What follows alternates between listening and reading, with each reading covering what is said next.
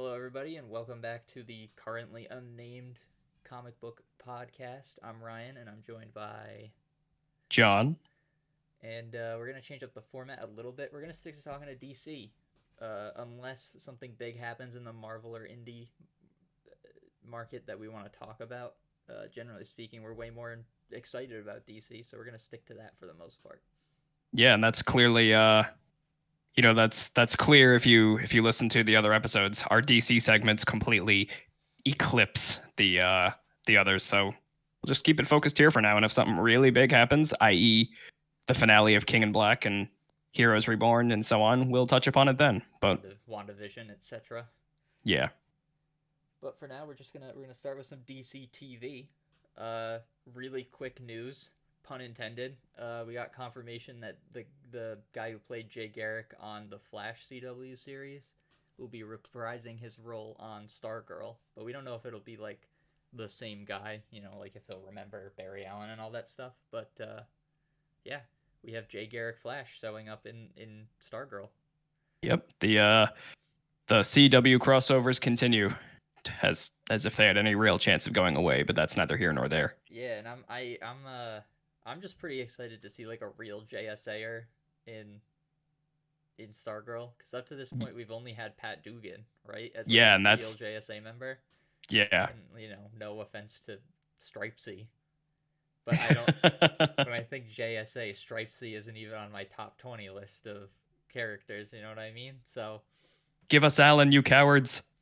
Yeah, I'm waiting for the three big boys: Alan Scott, Jay Garrick, and oh God, why can't I remember his name? Wildcat. Yep. Ted Grant. That's who I'm looking forward to. On Stargirl, I became like a random out of the blue JSA fan, and now Stargirl has elevated that fandom. So when they start telling me about more JSAers showing up, I'm excited for sure. So you eager anticipation for the Black Adam movie? Oh, I'm so excited for that movie, especially because you got like newer age JSAers like Cyclone and Atom Smasher, as opposed to like only the old guard. Although I'm pretty sure they said Hawkman and Dr. Fate will be in it. Yes, Hawkman's been cast actually. I can't recall his name, but he's been cast. Yeah, and like those are obvious good choices because Teth Adam knows them both from when they were a billion years old or whatever back in ancient Egypt. So yeah, that movie is gonna be awesome. Well, I hope it's gonna be awesome. Yeah, I'm pretty excited for that one.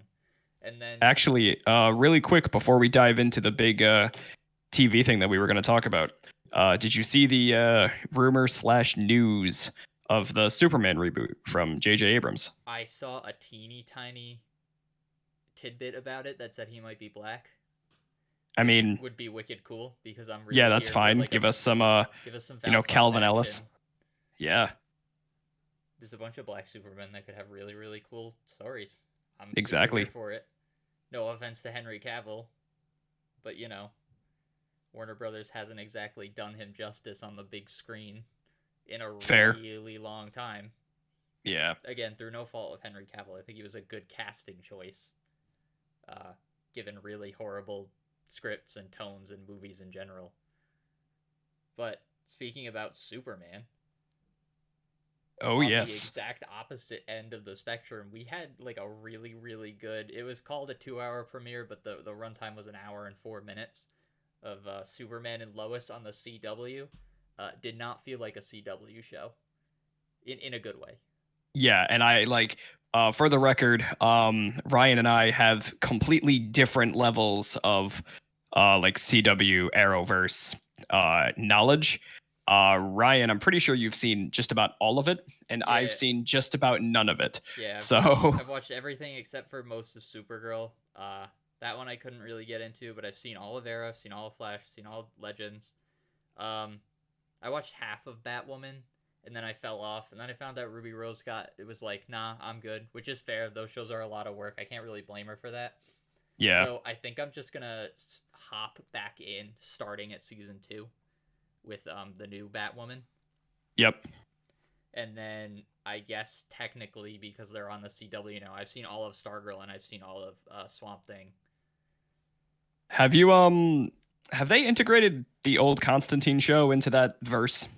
So that actor who plays Constantine on DC Legends of Tomorrow, but they've never like explicitly told us that they're the same Constantine. It's just the same actor because he was a good actor, so they kept him. That's fair. Like, he's born to play Legends. that character. Yeah. He's on Legends, but we don't know if he's like the same one, or maybe we do, and I just wasn't paying. And I never watched the old Constantine show. Maybe there's some references that he makes, but as far as I know, same guy, different Constantine. Does make an offhand reference to Swamp Thing, so maybe we'll actually see some Swamp Thing integration. I'd love that. That would be cool. Get that get some JLD goodness on the CW. Ugh, please, my heart. But anyway, Superman and Lois. So let's start with the negatives that we felt first, so that we can gush about it afterwards. Yes. Any problems you had with it? So the only problem, I won't even call it a problem, I'll call it a skepticism. The only skepticism I had going in was, I'm sure the same one that a lot of people had going in, was them having 2 kids. And for sure, by the time the episode had finished, I had zero problem with it. I'm fine with both. It's like it's a familiar dynamic, like the preppy, jock who has everything handed to him, and the little outsider who they're touching has, mental illness. So it's a tried and true dynamic, but it still worked. The actors both did a good job, as with the writing. Yeah, and I feel like, so for people who read the comic books, it's probably a little bit less important of a plot point, but if you haven't read the comic books, you don't really know that Jonathan Kent is supposed to be the one who's Superboy, who has powers. Yeah. So for anyone who's like not super well versed, you're probably sitting there thinking like that was a huge fake out to anyone who read the comics too, when Jordan gets the powers first. Yeah. But we know that Jonathan Kent is gonna have powers. I assume probably that'll be like the end of season 1 reveal or something like that. Yeah. Like they won't give it to him right off the bat. But for people who aren't reading the comic books, that's kind of a cool dichotomy, right? Where you've got this kid who probably won't get powers, quote unquote, and then you've got the kid who does, and the kid who does have powers is probably the person least well equipped to deal with them. Yeah, exactly. We see time and time again, it's a huge trope that emotions have a pretty big hold over these powers. You see him fucking shoot eye beams out because he gets pissed off that his brother's getting the shit kicked out of him. Yeah. So, who knows? We've had a grand total of 1 episode, but who knows if Jordan will be manipulated by some villain in the future and take a foray into the dark side for a bit, but that remains to be seen. Again, only 1 episode in, but there's my bold prediction. Yeah, and I mean, it had some of the same problems that all the CW shows have, where like the budget's pretty low, so the CGI in certain points wasn't very good and stuff like that. But when you go into those shows, you just sort of expect certain things. Yeah, I'm not gonna hold that against it. I'm not expecting, movie level quality from CGI on a TV show. Yeah, I mean, and for most of the episode, they did some pretty good like practical movie magic sort of deal. Yeah. It wasn't super noticeable, but like when he's falling out of the sky with the kryptonite in his chest, like that wasn't great. We got to talk about the villain. Yes, Captain Luthor. Yeah, that's got to be a fake out. Yeah. That wasn't a third of 2.5 Men in that. That wasn't John Cryer. Yeah, there was no zany dad vibes coming off of that guy. But then again, it could also be, as you referred to it, post-crisis shenanigans. Could be some post-crisis shenanigans. I'm not super well versed in comic book Superman. There's probably some weird Elseworlds Lex Luthor of some kind that could be. There's probably some Luthor character that it could be. It's possible. He's been around for 80 years. Yeah. So they probably made at least 1 different version of him. Knowing DC, there's probably 87 different versions of him, but Yeah, aside from the obvious, Earth 3. But yeah. All right, so Superman and Lois, I'm optimistic going into this one. That one. Me too. I enjoyed I enjoyed Tyler Hoechlin. I'm sure I said that wrong, but I enjoyed his portrayal. Like I said, I hadn't seen any of the Arrowverse really, which means I hadn't seen Supergirl, which means I hadn't seen his Superman. And I thought he did really well. Even though it was a really quick like meet cute when they were just given the quick flashback for how he met Lois and how he started his life, I thought he and Elizabeth, the actress who plays Lois Lane, whose last name escapes me, I thought they had a really good chemistry. Yeah, so they show up again. I also didn't watch Supergirl, but from what I understand, he shows up very sparingly on Supergirl. Like I watched a few episodes that he was in on there, and he doesn't show up a lot. But he was in a few of the crossovers, and he was always just like a pretty good Superman. But because he wasn't on screen for a lot of time, you never really got a feel for who he was and how he portrayed Superman. But when he was there in the crossovers, he did a good job. And him having 2 kids is post-Crisis shenanigans. Before Crisis, he leaves Earth to go to a planet with a red sun so that Lois can go into labor without dying. Yep. Like a baby kicking won't destroy her. Yeah, it won't kill her. So yeah, like the kid should only be like 2 years old, but they have 2 14-year-old twins now. So that's some post-Crisis shenanigans there, which is a good use of post-Crisis shenanigans. Indeed. That's how you fiddle with the timeline. Give us more characters to interact with. Don't kill people. Killing characters is always a bummer. Yeah. Especially when it doesn't serve a purpose other than, well, we need a body. Yep. All right, so that's about it for TV. Now, on to comic books. Oh, yes. Future State is, with one title being an odd man out, Future State is over. Yep. Future State is... It's over and done with. We're done with Future State. Now we're going into Infinite Frontier, which is basically just Future State rebranded. Part 2, because 5G never ended. Yeah, because clearly it's very coincidental that a lot of the same creative teams from Future State are going on to work on the exact same books that have 10-issue runs. Crazy. Almost like 5G was going to be a year-long event anyway. Yeah, that's a mighty coincidence. But anyway... What books did you read? What did you think about some of these books? So, standout book to me, Harley Quinn. I ended up liking that a lot more than I thought I would. That's probably my favorite of the Future State titles, which is not a sentence I thought I'd be saying. It's not my favorite, but again, I read more of them than you did. But they knocked it out of the park with Harley Quinn. I think they did. Yeah, that and I just. Job.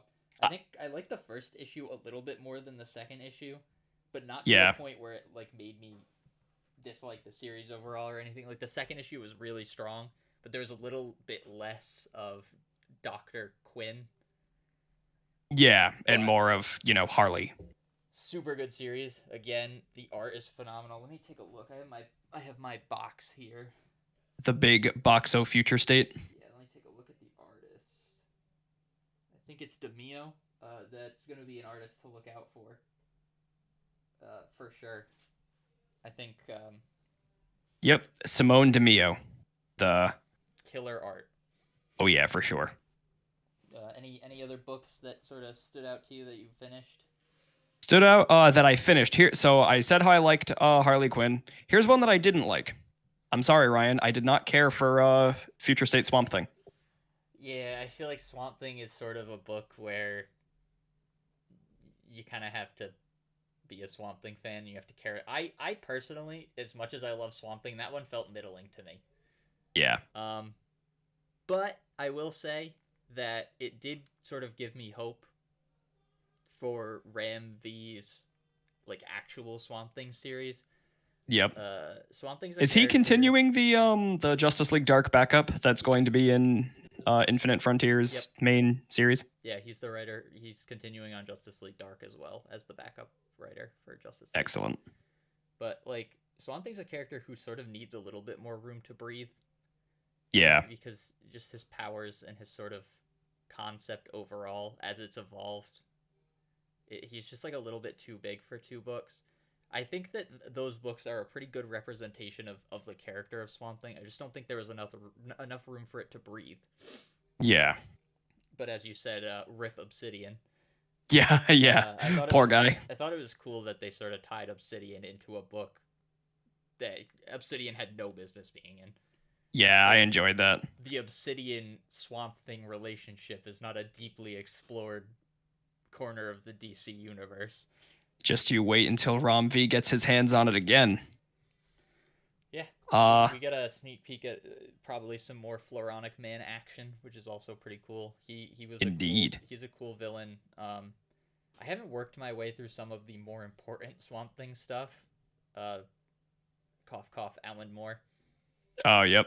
Cough cough, the go-to. Yeah, apparently the best run in the character's history, but the Floronic Man was featured pretty heavily in the New 52 stuff, which was the first stuff I read, and I liked him in that quite a bit. And then he ended up being in Justice League Dark also. Yeah, he was just Woodrue in the New 52, and then he became the Floronic Man in Justice League Dark after Rebirth. But anyway, yeah, I can see where you're coming from. Even as a huge Swamp Thing fan, Swamp Thing felt, I said middling, but it's still probably in like the upper echelons because it's just well written. Like, it's cool. It was a cool, like, I don't want to say dystopian tale because that's kind of the MO of Future State in general, but it was a cool like apocalyptic future. It was also nice. It was one of the few Future State titles that was how do I word this? Completely self-contained. Yeah. Versus like say all of the Bat books where it's like the overarching theme of the Magistrate. Yeah, or all of the Superman books somehow connected to each other. Maybe not directly, but they were all sort of contiguous. Even the Wonder Woman title, because she's also in Justice League and Superman, Wonder Woman. Like, yep. Swamp Thing was the only one where you could just like sit down, and if you only wanted to read Swamp Thing, you wouldn't be lost at all. There would be Which, I mean, most of these books are set up where you could read any given title and it's okay. You don't really have to read any of the other ones.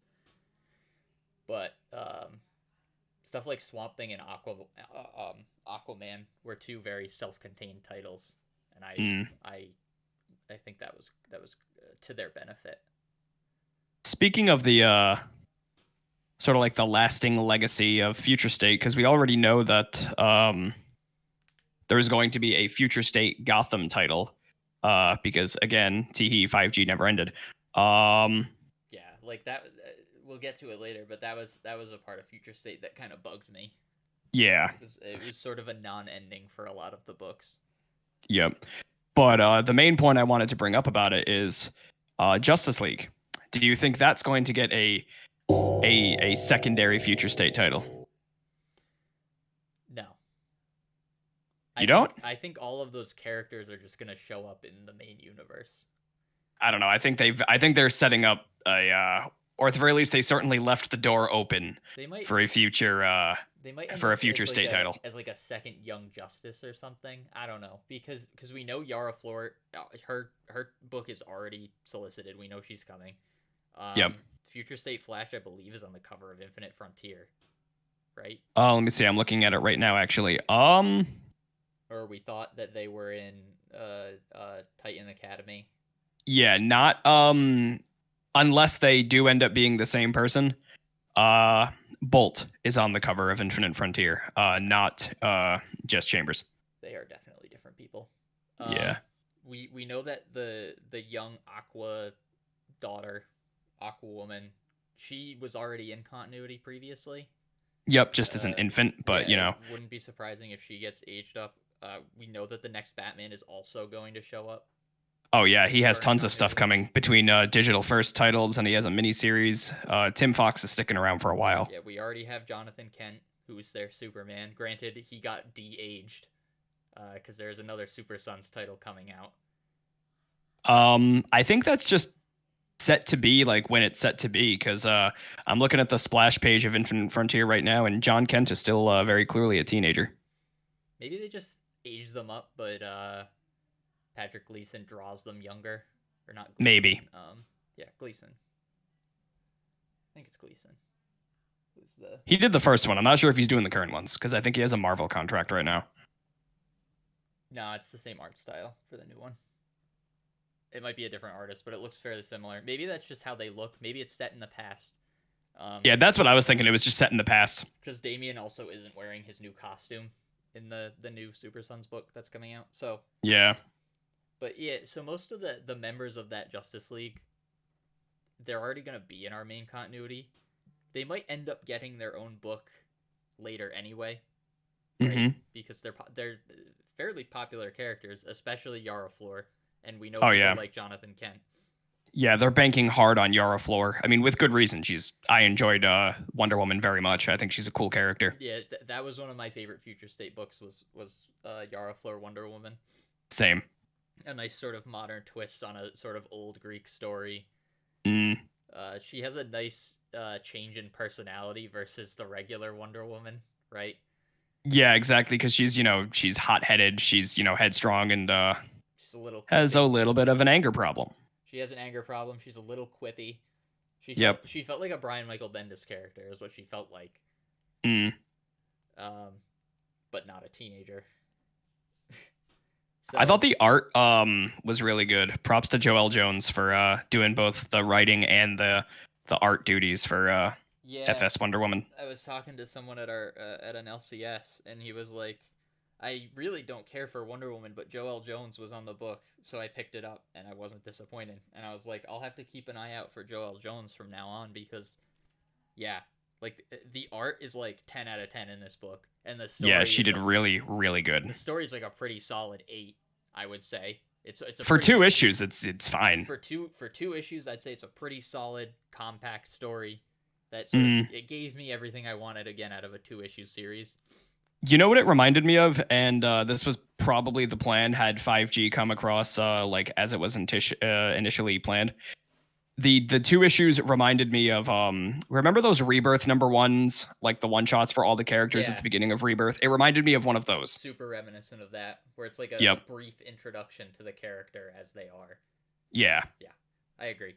That's what hers felt like. Hers was also fairly self-contained, but again, she also appeared in Justice League and Superman, Wonder Woman.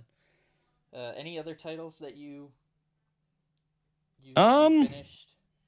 Did you read the next how many Bat titles did you read? I read the next Batman. That was it. How'd you feel about the next Batman? I enjoyed it. I'm always here for expanding the mythology. So I'm super down with the idea of the next, just the next Batman in general.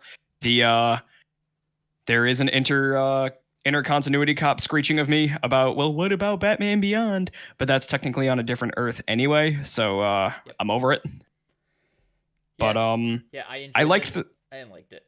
Go on. No, I was just gonna say I enjoyed the story. I liked the characterization. And I'm excited to see John Ridley do his thing in the digital first title that's coming out. Yeah, so I liked sort of the weird family dynamic that they had, right? Yeah. Where Lucius Fox is just sort of done with all this shit, and Tim is sort of like the screw up of the family, and they all just sort of shit on him constantly when really he's out there being Batman. Yeah. Which is sort of an interesting dynamic to have, right? Yep, exactly. I enjoyed the next especially from the last Batman, Bruce, who didn't really have a family to be fed up with his shit aside from Alfred. Yeah. Rip Alfred. I don't know if Alfred comes back to life after Infinite Frontier, but they strongly implied that he does in Death Metal. Yeah, because when the hands were saying even things that happened prior to this, wink, wink, great battle would have been restored. So the big ones I'm assuming are Alfred coming back to life and Deadshot coming back to life. And probably Wally West not having all that fucking baggage anymore. Yeah, no, he's still having the baggage. Does he? I know he's the Flash now. Yeah, I was reading some of the solicitations for some of like the first wave of the Infinite Frontier series, and all right, spoiler warning, as if that really needed to be said at this point. But yeah, the beginning of the Flash IF titles is basically Wally continuing to deal with the fallout of like Flash Forward and Heroes in Crisis and stuff. Poor guy can't get a break. That's well, at least they're letting him deal with it. They're not just leaving him out in the cold for. It was like a year before Flash Forward came out after Heroes in Crisis, right? It was around. I don't know if it was quite that long, but it was a decent stretch. It was a significant amount of time before Wally got any kind of redemption in any shape or form. Yeah. But yeah, I like Next Batman. I like some of the backup stories, although those backup stories I didn't like as much as some of the other backup stories. Mm-hmm. Justice League. I liked the Justice League Dark backup story with Detective Chimp and Etrigan the Demon and all that. That was fun. That was like a fun, just like a fun Justice League Dark thing. It was like 2 issues. It's a little depressing, but whatever. A lot of that magic shit ends up a little bit depressing at the end. Yeah, exactly. Let's see. The main Justice League title, also pretty good. Yep. I enjoyed it. That's why I said like it. I think it sets up for a potential, at least miniseries set in the Future State timeline involving the Justice League. Now that they're like more of a family akin to their predecessors. I could get behind like a Grant Morrison style Justice League Future State seasonal. Yep. Deal where it's like, here's 12 books and we'll put them out like whenever we feel like it. Whenever someone wants to write this, we'll put out some Justice League Future State stuff, because you can kind of do whatever you want with Justice League Future State. It's Future State. Yeah. That's sort of the appeal of it. Did you read The Flash? I read the first issue of The Flash. I didn't read the second. So I really wasn't a fan of the first issue. Yep. I liked the second issue more. Is it because of what they did to Jay Garrick in the first issue? Oh, I was super annoyed by that. I was mildly peeved, to put it lightly. But no, it was just like a better resolved issue overall. It also, they reveal at the end, or it's not really a reveal because they tell you about it in Teen Titans, but I hadn't read Teen Titans yet. So yep. The Flash leads into Teen Titans, which leads into Shazam, which leads into Black Adam. So that's like a continuity that was sort of spread out about through a bunch of books. Yep. So like when I finished The Flash and then read Teen Titans, I liked The Flash a little bit more because it had that Teen Titans connection. And then I subsequently enjoyed Shazam a little bit more because it had the Teen Titans connection. The Teen Titans book was pretty good. Yeah. I might feel more favorably about that title because I read issue 1 and 2 back to back because of when I bought them. Because I bought the second print of issue 1. Oh, nice. So you were still able to get the story. Yeah. So like, as annoying as it is to be missing one A cover in my box, I do technically have a complete Future State run outside of Imperius Lex 3. Yep. Because for some reason, instead of releasing that every 2 weeks, they were like, yeah, monthly. We'll just have maybe there's a reason. Maybe it'll tie into what the Superman title is doing at the time. We'll just have Future State end a month after Future State ends. Sure. Another title I really liked was Immortal Wonder Woman. I loved that book. Yeah, that one that is like one of the top tier that book Future State titles. Emotions. Yeah. To put it lightly.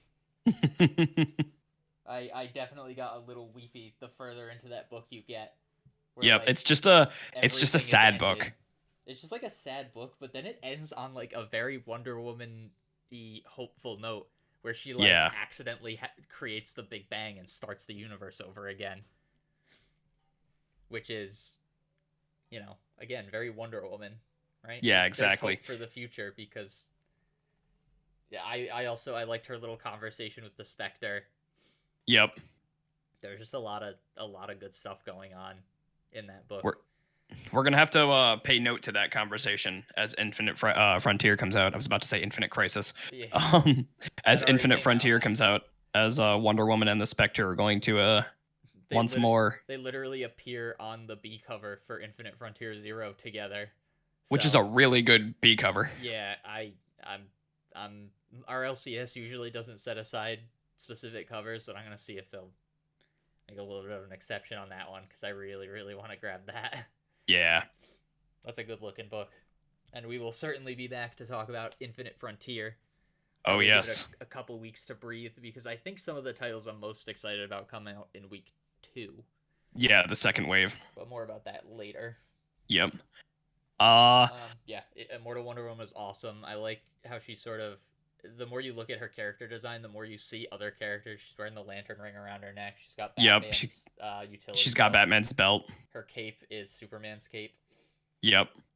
It just it's dope. Yeah, it's just a good book.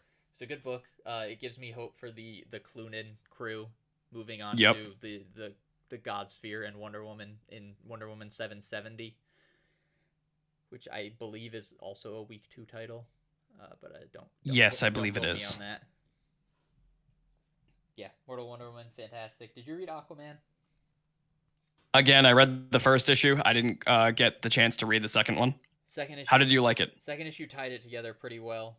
I would say that out of all of the future state characters who were not super certain about what's coming, because obviously we know, again, we mentioned earlier, like Yara Flor is my favorite future state character, and we know she's getting her own book, even though it's called Wonder Girl, which is stupid, but whatever. As she is now the third Wonder Girl. Yeah, like, okay. But out of all, like, the sort of limbo characters, I think that I like Aquawoman the most. Yeah. Especially after this book. You know, even in the first book, you can see she has some trouble controlling her powers. Her powers are more about domination than requesting help, as opposed to her father, who talks to animals and is like, hey, Mr. Shark, can you bite the shit out of that guy? She's like, do it. Bite him. Yeah, it's like, you will bite the shit out of that guy.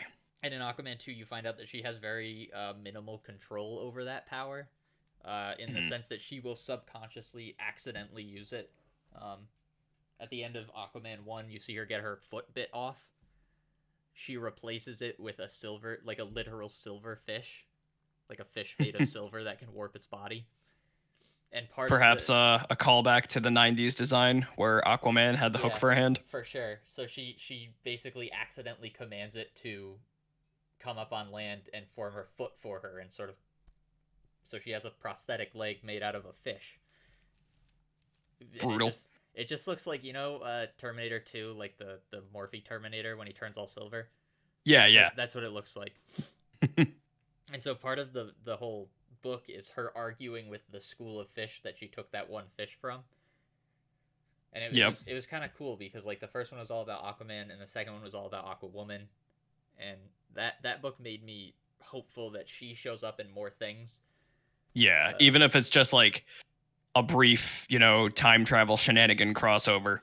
Yeah, like that would get me to read Aquaman, because outside of the Jeff Johns run of Aquaman, I have no interest in Aquaman.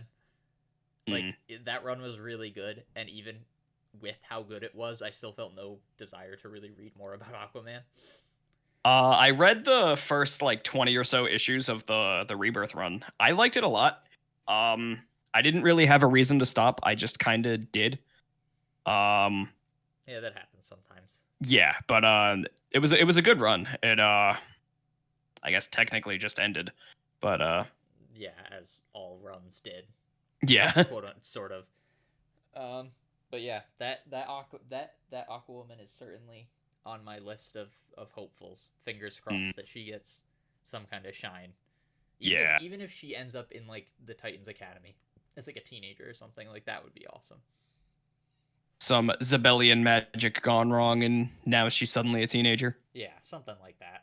Some weird Atlantica aging pod or something, you know, like whatever. Yeah. Whatever they gotta do to make her a character that can be in more stuff, I would like that.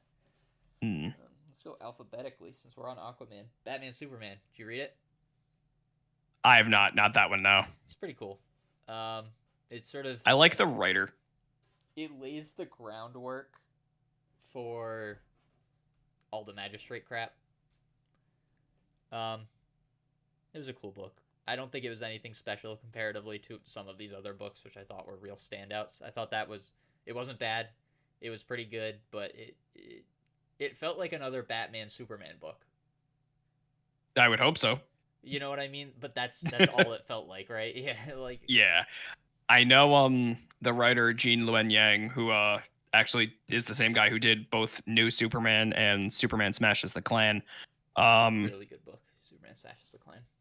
He's doing the Batman Superman Infinite Frontier run as well. Maybe I'll look into that because again, it was a good book, but it wasn't like the other Future State books where it felt different. It felt like Batman Superman. Yeah, exactly. Just maybe a little bit older. Yeah, like it was Clark Kent and Bruce Wayne like 4 years from now. Yeah, that's dealing with some Gotham shenanigans. Yeah, I get what you mean. That's just a Batman Superman book. Yeah, exactly. Literally, they were just slightly older. Next up is Catwoman. I don't think you read that. No, I did not. A majority of the titles I have not read. Yeah, Catwoman. I really like the first issue. I think the second issue was okay. Yep. But it had like a heartwarming ending, which compared to some of these titles was nice. Because a lot of the Future State stuff, especially the Batman stuff, was pretty bleak. Yeah, like people like to throw shade at the New 52 for being like dark and brooding, but Future State is like exceptionally dark and brooding. Yeah, Future State is like, I don't know how I picked up some of these books without getting a paper cut because they're real fucking edgy. Like, yeah. But Catwoman was good. Good art. Who's the writer? Let me see. Oh, Ran V. Yeah. Okay, makes sense. He's a good writer. All right, perfect. Another coincidence. He's picking up Catwoman starting this month, this upcoming month. Is he? March. Yep. Ran V is picking up Catwoman, Justice League Dark, and Swamp Thing. I think are his 3 books. He might be doing something else, but those are the 3 I know of. He's the real up and comer for DC right now, I guess. Yeah, DC's got some good talent. DC's got some really good talent coming up, picking up some more books. Ran V is part of that newer wave. When we talk more about Infinite Frontier, Tom Taylor has got a lot of shit coming out that I'm real excited for. Yeah, he does. Like a certain Boy Wonder. Yeah, that's a book that I didn't think I would care about at all, and then Tom Taylor got on it, and I was like, you know what? It just goes to show, like, a good writer can make any character interesting. Yep. And I was arguing with a friend, not really arguing, but we were having a discussion about how he didn't care about characters. Yep. And it's like, just like you don't really have any evidence to back that up. Like, I get it. Like, Hawkman's not super interesting on the surface. But, you know, maybe you pick up Jeff Johns' run of Hawkman and he becomes your favorite character, you know. Exactly. I picked up fucking Jeff Johns' JSA on a whim because it was Jeff Johns, and now that's my favorite super team.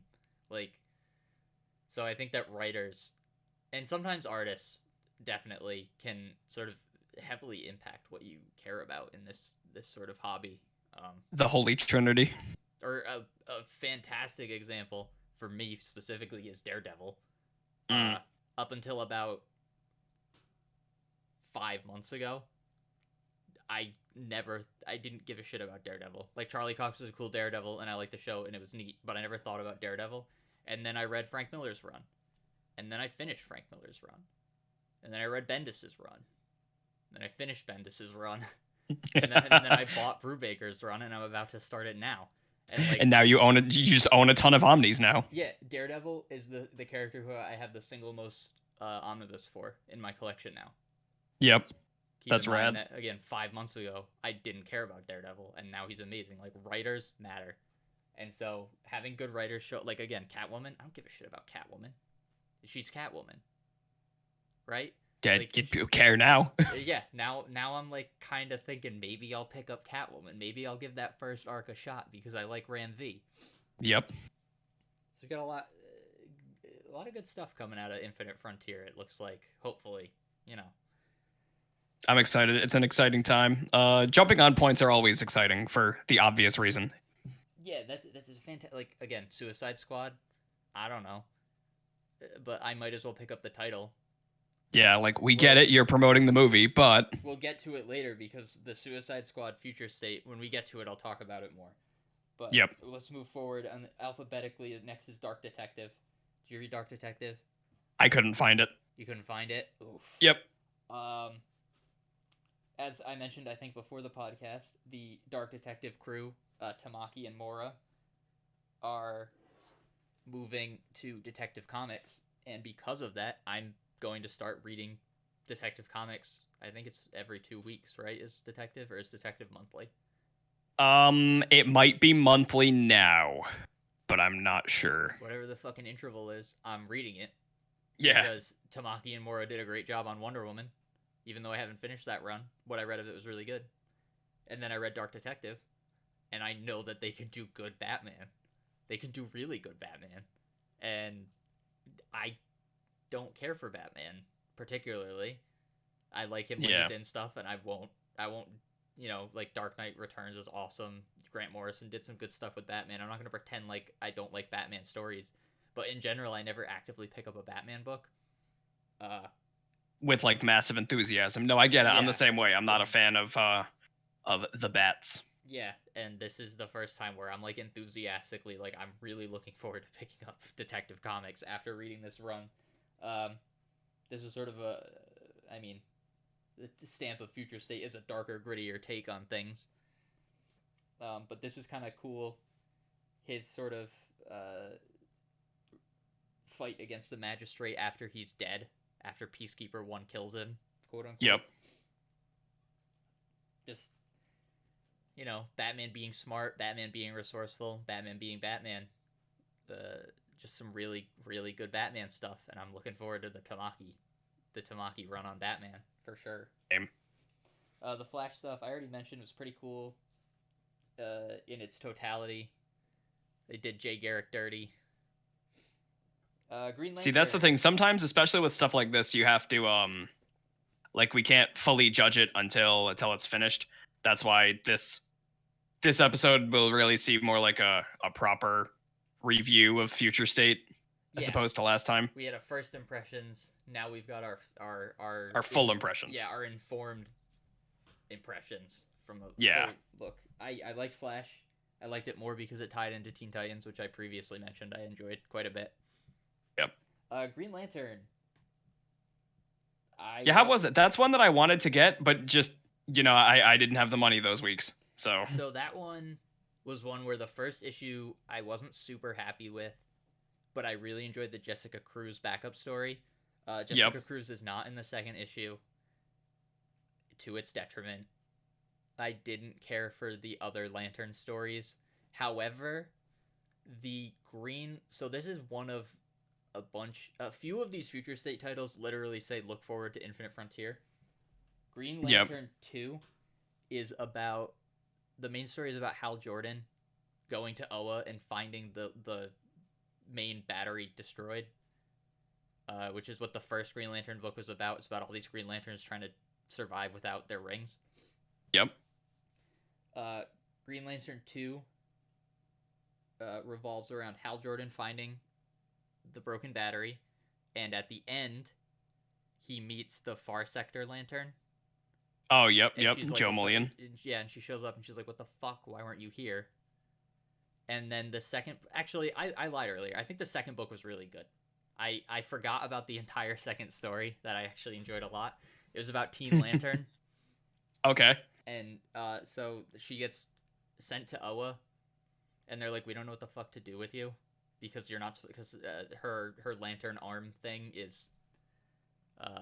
contraband, I suppose, is the way you could put it. It's an illegal weapon. Well, because she hacked into it, as explained in the pages of Young Justice. Yeah, she picked up this arm that hacks and draws power from the Oa battery. Yeah. But you learn in this that it also stores that power. It's not like the rings don't really store power for the most part. They draw it from Oa. Yep. The arm stores it. So she's put with the planet Green Lantern, whose name I cannot remember. Mogo. Yeah, Mogu, the sentient planet. They send her to him, and he just sort of flies with her towards their destination, and then the ring, the Oa battery gets blown up, and Mogu doesn't have any power, because the ring is what gives him sentience and so he's just back to being a regular old planet. Yeah, so he's a regular planet, and then a bunch of shit comes for the Teen Lantern, and she has to sort of deal with it. And the way she deals with it is she lends Mogu some power so that he can talk to her and talk it through. And that's another book that says to be continued in Green Lantern. So some of these future state books are being addressed directly in Infinite Frontier, and I previously was not going to pick up the Green Lantern book. I think I might at least try it out now.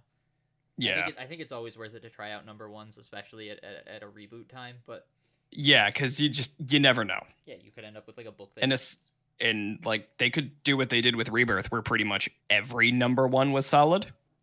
Yeah, it could just end up being like a plethora of good titles.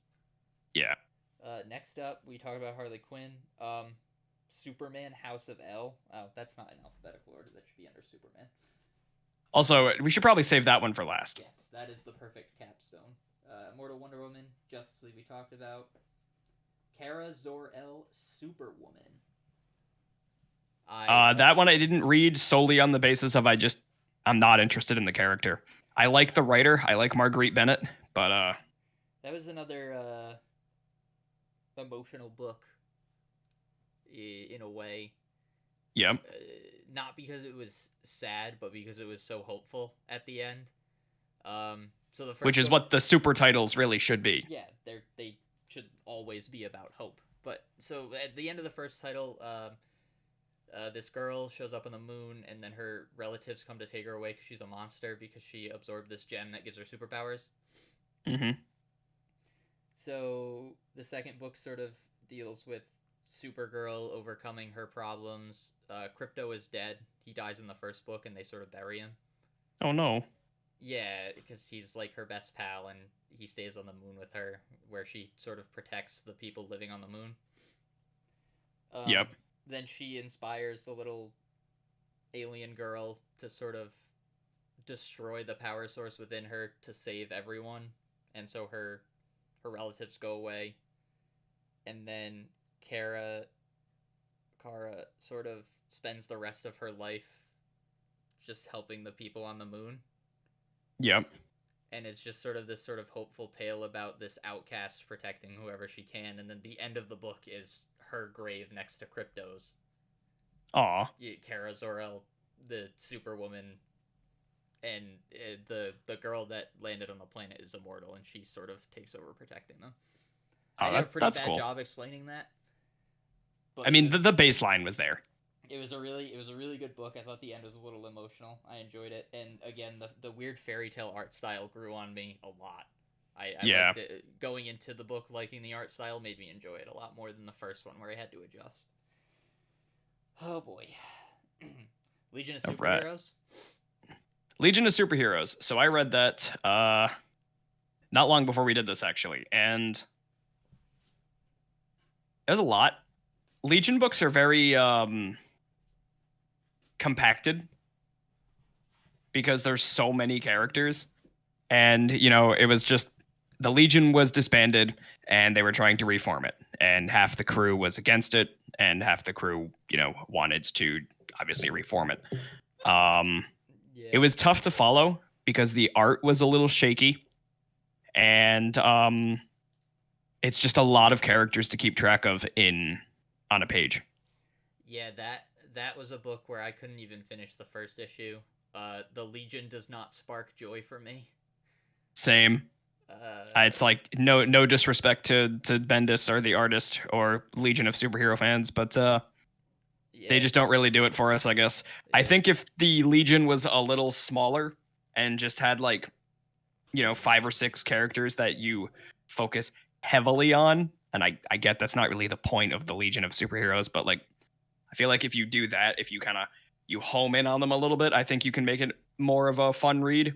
Yeah, I think I just don't care about them, and I've given it a fair shake. I've tried a few different Legion series, and I just don't, especially because again, I know Superman and Batman, they are DC, and I will always appreciate good stories that have them in them, but I don't care for them particularly above a bunch of other characters like Wonder Woman and Swamp Thing, who I just like infinitely more. And there's exceptions, obviously. There's the Great Darkness Saga for the Legion. Every series has its gems. Yeah, but I mean, it's Superboy in the Legion of Superheroes already is sort of a turnoff for me. Yeah. Hopefully, other people who are not us enjoyed Legion of Superheroes. I could Yeah, not exactly. finish it. And if you do, more power to you. Yeah, I bought it just for completionist's sake. Yeah. We talked about the next Batman. I fucking loved Nightwing. This was another Oh, reason that I'm excited to pick up the upcoming Nightwing. So this isn't written by Tom Taylor, but previously I don't want to say I nothinged Nightwing because I enjoyed him in Young Justice and Titans and Dick like Grayson appears other media. Yeah, he appears in a bunch of stuff, and I'm not gonna say that I didn't like it when he showed up, but I wasn't picking up Nightwing. But then I read this and I was like, oh, like I like Nightwing, and then Tom Taylor is writing Nightwing. I'm gonna read Nightwing. This was a good book. He teams up with the next Batman as well as a bunch of the other Bat family, as well as something pretty interesting appears in this book is Barbara Gordon in a superhero costume able to fight, but her codename is still Oracle. That's cool. She's not Batgirl, so I feel like that might be a sort of teaser for what's to come for Barbara Come Gordon. for Future State, yeah. Yeah, because I mean, for Infinite Frontier. Yeah, because we know she goes back to being Oracle. Yeah, Death Metal is Also, heavily implying that's her. Also on the Batman 107 spread, she's depicted as a redhead, not in a costume with her computer. In a more Is she in the wheelchair? No, she's sitting on the edge of a building, and it looks like she's wiggling her legs. So I don't think she's gonna be paralyzed again, but I think she's gonna move to the Oracle role anyway. Yeah. But that was cool. The Nightwing book maybe teasing that, as well as just a lot of Bat family characters. Just some good shit. Nightwing comes up with a plot to take down the Magistrate. Yep. And Does it work? We don't see it work, but he does what he intends to do. He basically gets Magistrate enforcers on camera, unfiltered, basically saying that they don't give a shit about anyone and they just want to kill vigilantes and beat the shit out of people. Yeah. And that was cool. So the people can, rise up and end it and whatnot. Yeah, well, that was especially interesting because other than Dark Detective, if I remember correctly, that's the only Magistrate book where someone actually does something relevant to hinder the Magistrate in the long term. In Dark Detective, he gets an employee there to get secrets and carry them out. And then Nightwing comes up with this plan, and I think that might have been intentional to show that Nightwing is just as good as Batman. Like, they were the two characters who were able to deal, like, a real blow to the Magistrate. Whereas even the next Batman wasn't able to do that. Yeah, exactly. Just goes to show in the end it's up to the old guard. Yeah, next up is Robin Eternal. Pretty cool book. That one was pretty mid, but I got some stuff out of it. I like Spoiler. I like Tim Drake.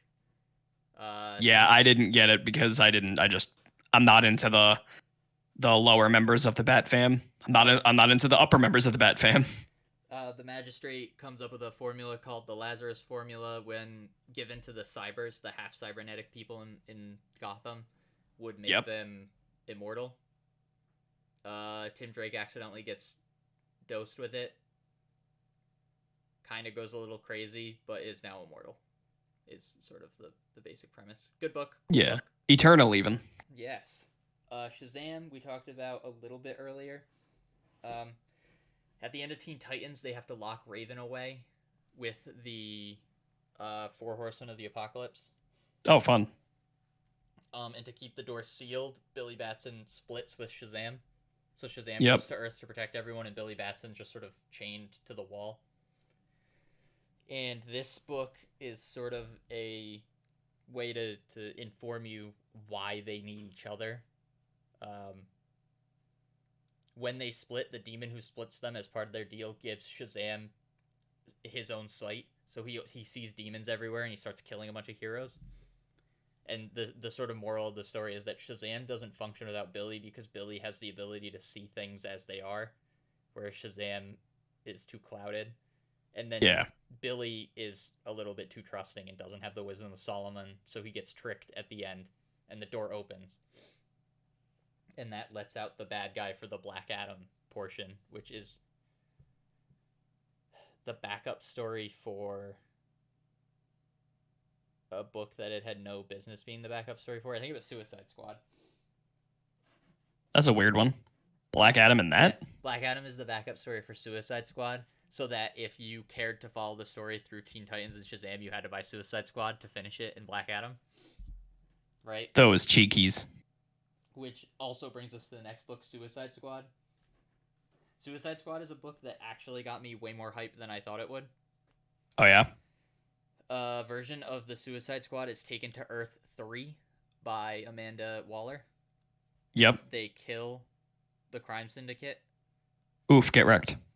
And then the Suicide Squad from the regular Earth comes over and tries to bring her back. They're led by Peacemaker, which is certainly a coincidence with John Cena coming out with a Peacemaker show soon.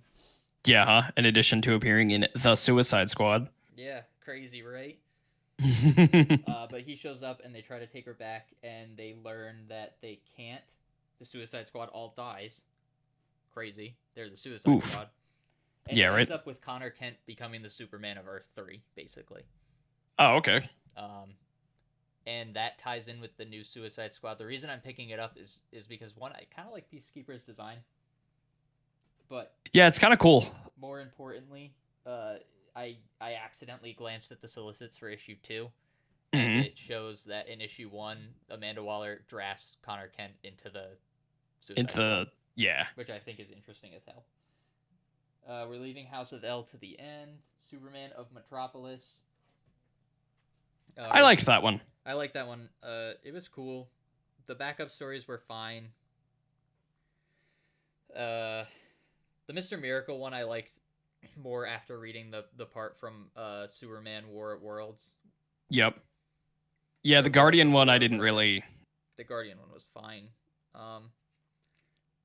Yeah, it was just a nice story about Jonathan Kent. I think that's the best I can say about it. It was pretty good. Like yeah, it was fine. Most of the Future State titles I didn't have any problem with. Imperious Lex is not finished, but issue 2 was pretty good. So I haven't read it, so my question is just coming based on the splash page or the thumbnail or whatever. Is that a mask? Luther's face? Yes. I think so. He might also just be mechanically extending his life, so to speak. This is also very possible, yeah. Yeah, Superman cucks Lex Luthor out of a bunch of money. It's entertaining. I'm gonna buy issue 3 for the sake of completion. This was this is one of those middle books where I was like, all right, whatever. It was better than Legion. So that's not saying much, but it was. Superman Wonder Woman. I liked it. I liked it a lot. It sort of deepens the relationship between Jonathan Kent and Yara Flor. That's good. Where they sort of take on each other's bad guys. I don't want to say bad guys, because Wonder Woman's bad guy isn't really a bad guy. They're just... Yeah. But... They do a little flip-flop. Yep, they flip-flop until Jonathan can get his strength back, and then he beats What's-His-Face in a race, and it ends with Yara Flor forcing Jonathan Kent to take a day off. Good book. Enjoyable. Nothing special. Trying to move through this a little bit faster. Yep. We've been here for almost an hour already. Yeah, just on Future State. Just on Future State. Worlds of War. You read this, right? Super I read the first one. I would definitely read the second one. Good. The second one was the Superman story, the Clark Kent. You know how the first one, like the Clark Kent story, mixed with those kids on Earth, and they were in that at that campfire. Yep. So the second portion of that story was awesome. And then the Midnighter story was pretty cool. It got kind of confusing. I think I liked the first half better, but it was cool. Yeah. Again, the Mr. Miracle, when you read all 4 parts in its totality, which is also kind of weird that Mr. Miracle, out of all characters, got 4 parts. Yeah. Where characters like Wonder Woman didn't. But anyway, that story ended up being pretty cool when you read all 4 parts of it. They must be wanting to push Shiloh Norman. Yeah. I don't know why. I guess we'll probably find out in the next couple months. Yeah. Yeah, I really like the Superman story at the front, for sure.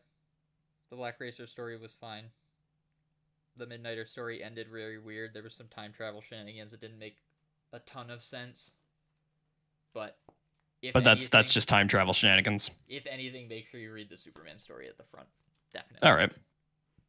Teen Titans, like I said, this one was a standout book for me. It revolves around them dealing with the Horsemen of the Apocalypse. Yep. Red X accidentally releases them, or purposefully releases them, and then he's put in prison, and it's just sort of them dealing with it. Nightwing puts on a Deathstroke mask. It's very... This is one I feel like you have to read to understand it. To really get, yeah. It sounds cool. It was a good book, and I enjoyed it more because it made me like other books more too. I think that's always good. Swamp Thing we already talked about. I enjoyed it. I can understand why someone wouldn't. Wonder Woman we also talked about. Really good. We both enjoyed it. That was a standout for me. And then the Same. last book that we have to talk about, because this is the perfect capstone, and I'm annoyed that I read it before I read Imperious Lex 2. I wish this was the last book I read. If anyone the House of L one shot. House of L, Superman House of L. This was like a perfect cap for Future State. Send off to the Future State initiative. Yeah, perfect.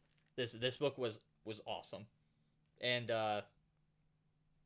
Johnson is a good writer. He's written a lot of stuff. This was a good one. This is one of those right? What's up? There's not a lot to say about it. It was just good. It's just a good book. Sometimes books are just good, and it's hard to explain. This felt like it embodied every version of Superman while also embodying what Superman is supposed to be, right? Yeah, it was like the best version of every version. Yeah, because you have all of these sort of descendants or adopted members of the House of L, a lot of whom have never met Clark in any capacity whatsoever, and yet some of, like the Tamaranian girl is kind of similar to the New 52 Superman. She's very angsty and aggressive. And then you have the actual Kent, the man whose name I can't remember, but I believe was her adoptive father, who sort of embodies the Kent way of thinking, this sort of hopeful look on the bright side, see the best in people sort of way. Yep. You just had it all spread out, and then first of all, Clark Kent having a son with Cersei is just a cool thing. Yeah, that's just a cool idea. I don't know if that's from something, if that was supposed to be a reference, but it was pretty awesome. Yeah. He shows up. He's obviously ridiculously overpowered, and then Superman just shows up and bitch slaps him. It's like not even close, and he's like, "I know an Earth that needs a hero," right? And that's sort of what Superman does, right? He exactly. That's just people as he can. Yep. Wherever he can. And the book ends with him taking his son off to be a Superman somewhere else, and it was just perfect. That was like a perfect ending. That book came out of nowhere for me. I was like, all right, I guess I'll read it. And then I read it, and I was like, wow, this was really good. I was really glad I read that book, especially, again, after reading pretty much everything else Future State related. It felt like a really nice cap, even though technically Immortal Wonder Woman takes place afterwards. Wonder Woman would have also, if I had read that last, I think that would have been a very good cap. But it wasn't a single issue, so that's why I think House of L sort of would win. Yeah, House of L being basically just a one-shot helps it a lot. Yeah, for sure. That's pretty much everything for Future State. Like we said earlier, Imperious Lex will be coming out March 30th. For whatever reason. It's over a month after Future State ends, but it's fine. Yeah. I guess we can quickly discuss titles we're looking forward to upcoming. We've talked a little bit about it, but I guess before we do that though, we should probably mention Generations. Oh, yeah, that Generations Shattered and Generations Forged. So, yeah. 0 Hour Part 2? Yeah, that felt like Jurgens taking another shot at 0 Hour and still missing the mark. I don't know if I've said it in the podcast before, but 0 Hour is my least favorite thing I've like ever read outside of Sin's Past. I've read it twice because it's extra funny too because you don't really have an affinity towards Hal Jordan. You don't really have a reason to be upset. No, like that's not even why I'm upset. I just like I read it and I don't enjoy reading it, and I'm pretty easy to please. Yep. And like I don't like reading it. It's confusing. It's just we're not gonna get into 0 Hour because while I don't particularly enjoy what the implications of the Generations books with the linear verse. Yeah, I don't liked the story. The story inherently was cool because like you got to see, you know, okay, 1939 Batman, yeah, that's cool.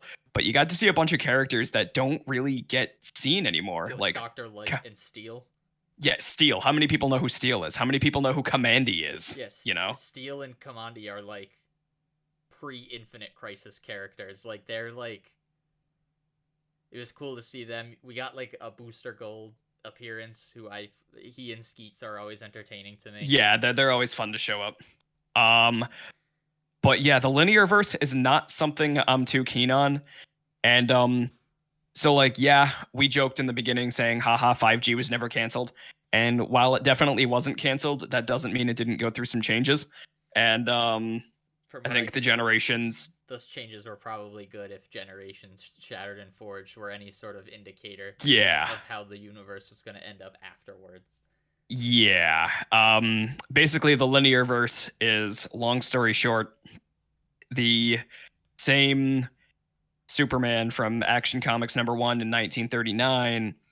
1938 is the same Superman that's running around in 2021, and because they just age slower, which is in complete contradiction to everything prior to this, by the way. Yes, like in every piece of media before this, DC characters just age properly. Yeah. Now, don't get me wrong, DC in continuity and like timelines never really got along, but this is just yeah, it's like the Marvel sliding timeline, but worse. It's like the metaverse from Doomsday Clock, more explained, yet making it worse. Yeah. It's as if the metaverse applied to everybody. It was just... like I said, the implications are bad. Like, prior to this, again, time just went forward normally. Like, there's so before Crisis on Infinite Earths, like, just before that, in, like, 82 or 83, something like that, the Golden Age Batman died. Like, he got Alzheimer's and he died. Yeah. Because he got fucking old. Because he was from 1939, right? Yeah, now you could say, but it was on Earth 2, teehee, okay, fine, whatever. The point is, they still died. Yeah, the point is time still moved properly. And time would move properly following that, and following Crisis on Infinite Earths, and following Infinite Crisis, and following the New 52 especially, it was very obvious. Oh, yeah. I don't think the implication that that's not the case anymore is a good one. But I think it isn't the case. Me neither. I mean, I think it's still the case because the linear verse does not appear to be the status quo. I think it's just like its own Earth in the Omniverse, or like the Omniverse is made up of multiple multiverses from, you know, death metal. Yeah, I think the linear verse is just another one of those multiverses that may occasionally bleed into the main stuff. But really what I think it is I don't want to use the term cop out, but you know, if a writer can't explain something in a title, fuck it, linear verse. Yeah, or yeah, it's its own area. It's more of a storytelling like instrument, I guess, as opposed to like this is continuity now, because it's very clearly not. But also, like, the other problem with the linear verse is that extending the time it takes for characters to age is good for characters that are already adults, but horrible for characters that are younger. Yeah, so like when we were talking about maybe they'll just up age Andy Curry, Aquawoman. Yeah, okay. Yeah, she's an infant. To get her from 2 to 18, it would take fucking 38 80 years. Yeah, exactly. It's like, that's not great. Yeah. The more you think about the linear verse, the worse it is. But again, if you just take the Generations story as what it was, it's a good read, I think. The villain and his sort of internal conflict and his deal was really good. I liked it. Yeah, Dominus. It did kind of feel like there was no reason for Batman to be there. But Sure there was. It's called We Have to Sell This Book. Yeah, we needed a reason to put Golden Age Batman into something again. Yeah. But yeah, that was a good book. Like, I enjoyed it. Dan Jurgens isn't a bad writer, but time travel isn't for everybody. He just shouldn't involve himself in things that change the entire status quo of DC, and I think he'll be fine. Unless it's specifically Death of Superman, because that was all right. That's fine. Superman dying didn't create the linear verse or destroy hyper time or whatever. So you know what? That's fine. That's awesome. Kill Superman all you want. Just don't ruin everything. No more hyper time. No more hyper time. All right, quick, so we can wrap this up. Few Infinite Frontier titles that you're looking into getting. What are you looking into getting? Well, I'm gonna pick up every number one / like first issue under that banner, because I think Superman 29 I think is the first Infinite Frontier, like but Nightwing 78. Yeah, but like you can view them as number ones for number intents and purposes. Yeah. Other than that, I'm still following some of the stuff outside of that main imprint. Like I'm still following the Dreaming Waking Hours. Yep. Still following Rorschach. Yep. I haven't. I'm waiting for that to be over to read it, but I'm picking it up for sure. Yep. I picked up the first issue back in December of Batman Catwoman. Didn't like it.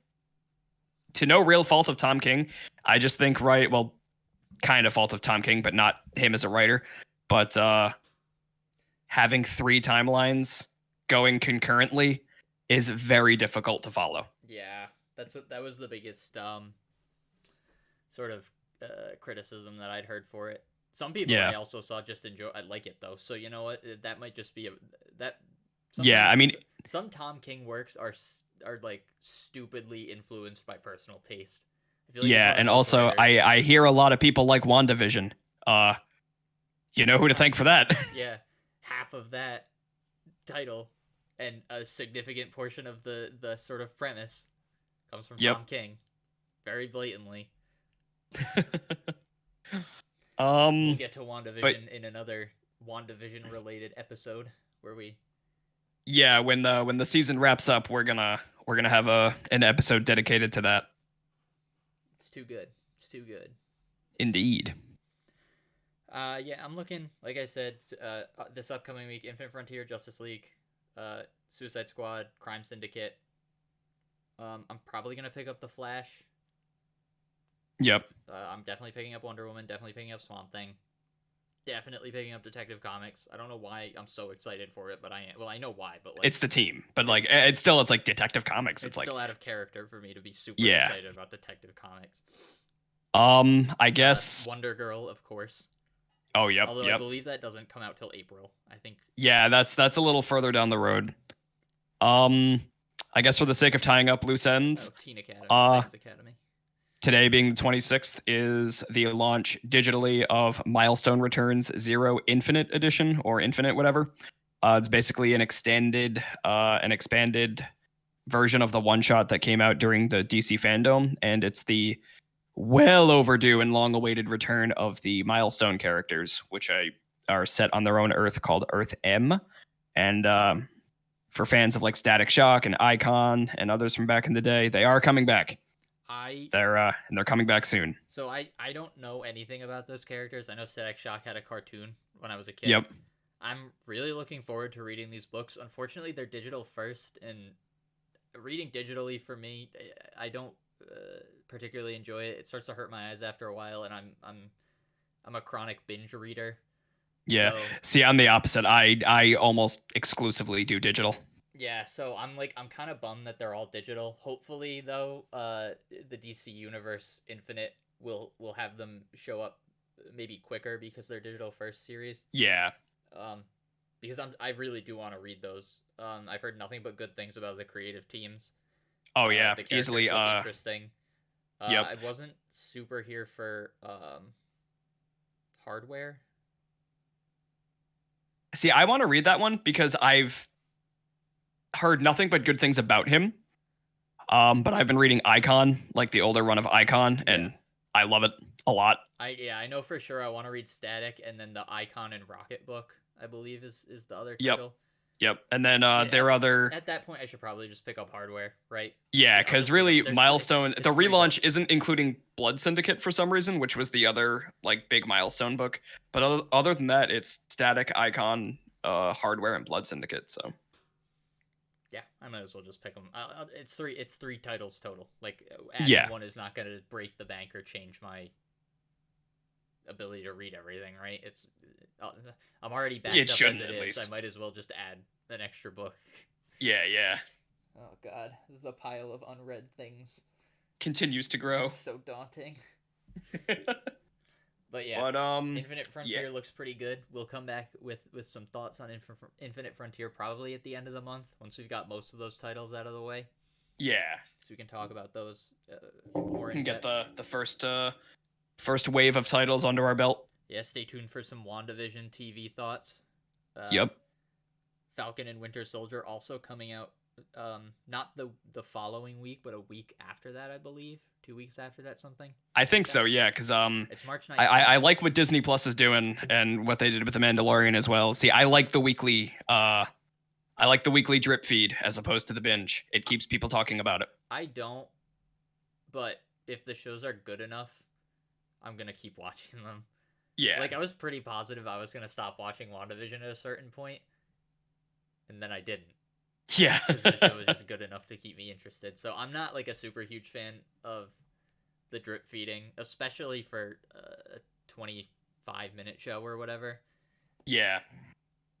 where it feels like you're losing out on content every week as opposed to just getting, it's what, 230 minutes or so of stuff. Collectively, over the yeah, I course think of so. 9 weeks. Yeah. Is like a little frustrating, but yeah, WandaVision's good. I'm super hopeful for Falcon and Winter Soldier and Loki and She-Hulk and Miss Marvel and all these. WandaVision set the bar pretty fucking high though. Yeah. For these shows coming out. But we'll have more stuff coming out probably. Yeah, I guess the last thing coming out in the TV movie verse throughout March, the Snyder Cut. You excited?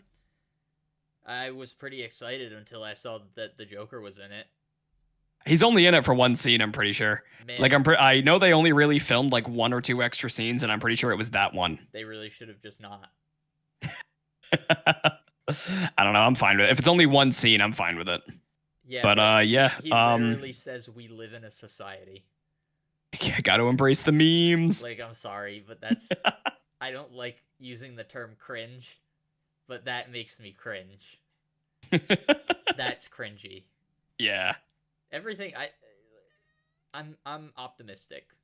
Yeah. The way I've been looking at it too is like regardless of how you feel about not saying you specifically, but like regardless of how you feel about like Zack Snyder as a director or as a whatever, just the fact that the vision, like the creative vision, gets to be realized, that just makes me happy. So like, yeah, I'm glad that it exists, if only for that reason. Yeah, it's a pretty huge precedent too. Yeah. This is new territory. Someone just coming back and finishing something like this. Pretty much entirely because of fan demand. Yeah, this is even outside of giving a shit about, like, we have a friend who's like adamantly against Zack Snyder ever doing anything. Even if you feel that way, which I feel like is probably pretty warranted after some of the shit he's put out. Just this event happening at all is pretty important. Yeah, regardless of the actual product, the fact that the product is coming sets, like you said, it's a good precedent. Yep. So that's I think that's about it. I think so too. I touched everything I wanted to touch on. All right. Yep. Stay tuned. Again, like I said, WandaVision, Snyder Cut, Infinite Frontier, probably some talk about Falcon and Winter Soldier and other Marvel things. And we will certainly, going forward, try to minimize the talk about things we don't care about, because that's probably not fun to listen to. But when big pretty much we just did it for completionist sake this time, and we had the content to do it. But for sure. But when significant things happen in the Marvel or independent scene that we feel like talking about, we'll definitely bring it up. King in Black, exactly. As we mentioned, very important. We're not just gonna gloss over King in Black. But yeah. Oh, yep. So thanks for tuning in. And Yep. we will see you next time. Peace. Peace out.